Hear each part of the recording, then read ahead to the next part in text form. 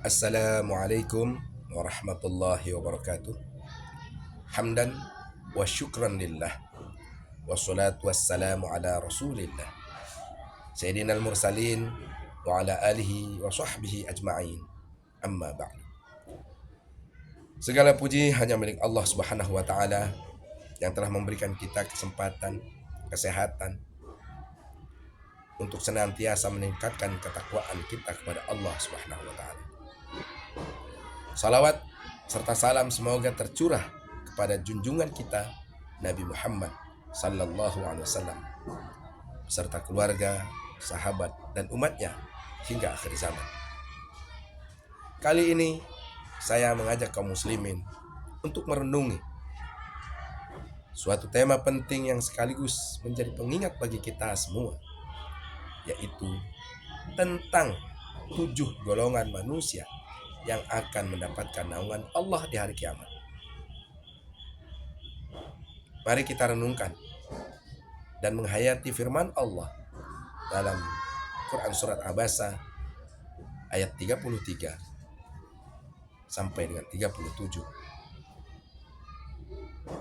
yang menggambarkan dahsyatnya hari kiamat saat manusia sibuk dengan urusannya sendiri, sibuk dengan urusannya masing-masing, dan ketakutan yang luar biasa. A'udzu billahi minasy syaithanir rajim. Bismillahirrahmanirrahim. Fa idza ja'atis shakhah yauma yafirrul mar'u min akhihi wa ummihi wa abihi wa sahibatihi wa banihi likulli imri'in minhum yawma idzin sya'nun yughnih. Artinya, maka apabila datang suara yang memekakkan, tiupan sangkakala yang kedua, pada hari itu manusia lari dari saudaranya dan dari ibu bapaknya dan dari istri dan anaknya. Setiap orang pada waktu itu mempunyai urusan yang cukup untuknya. Ma'asyiral muslimin, ayat ini mengingatkan kita bahwa hari kiamat adalah hari yang penuh ketakutan dan kesibukan luar biasa, hingga manusia terpisah dari orang terdekatnya. 7 golongan yang mendapat naungan Allah berdasarkan sabda Rasulullah Sallallahu Alaihi Wasallam yang diriwayatkan oleh Bukhari dan Muslim radhiyallahu anhu. Pada hari yang tidak ada naungan kecuali naungan Allah, pada saat manusia kegerahan, kepanasan, namun ada golongan yang merasa sejuk, adem. Ketika sebagian besar manusia gusar, resah, gelisah, namun justru ada 7 golongan yang akan mendapat perlindungan dan naungannya itu.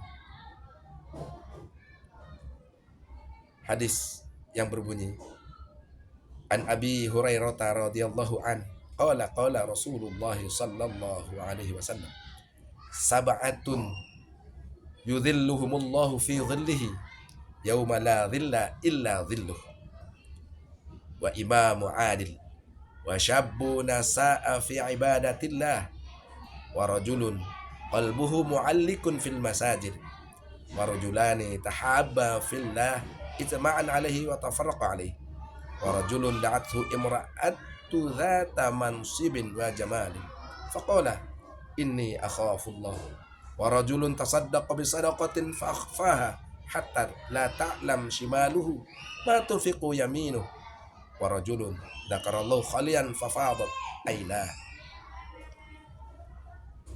Pemimpin yang adil, orang yang memimpin rakyat dengan keadilan dan tidak menindas. Keadilan adalah kunci keamanan dan kesejahteraan umat. Yang kedua, pemuda yang tumbuh dengan ketaatan kepada Allah, pemuda yang mengarahkan masa mudanya untuk beribadah dan menjauhi maksiat. Masa muda adalah masa emas untuk menanam bekal kelak di hari akhirat. Yang ketiga, orang yang hatinya selalu melekat, terpaut dengan masjid. Orang yang senantiasa rindu dan cinta kepada masjid, tempat ibadah, dan mendekatkan diri kepada Allah Subhanahu wa taala. Yang keempat, dua orang yang saling mencintai karena Allah, persahabatan murni karena Allah, tanpa motif duniawi yang menguatkan iman dan ketaatan. Kelima, seorang lelaki yang menolak ajakan berzina karena takut kepada Allah, menjaga kehormatan diri dan iman dengan keberanian menolak godaan dosa. Yang keenam, seseorang yang memberi sedekah dengan rahasia tanpa riya atau pamer, memberi dengan ikhlas semata-mata mengharap ridho Allah demi membersihkan hati dan membantu sesama. Tangan kanan memberi, tangan kiri tidak melihat. Ini pengibaratan. Kemudian yang ketujuh, orang yang berzikir kepada Allah dalam kesendirian sampai air matanya mengalir. Zikir yang menyentuh hati, penuh kesungguhan dan ketulusan, yang membawa kedekatan dengan Allah Subhanahu wa ta'ala. Mari kita renungkan dan aplikasikan untuk menjadi bagian dari 7 golongan tersebut. Hari kiamat adalah hari yang penuh kecemasan. Namun bagi 7 golongan ini ada rahmat dan perlindungan khusus dari Allah. Mari kita bercermin dan bertekad untuk menjadi bagian dari golongan tersebut dengan memperbaiki diri dan memperkuat iman. Terapkan dalam kehidupan kita sehari-hari. Berlaku adil, rajin beribadah, cintai masjid, jaga persahabatan karena Allah, jauhi dosa, zina, dan bersedekah dengan ikhlas, dan perbanyak zikir agar hati kita menjadi lembut.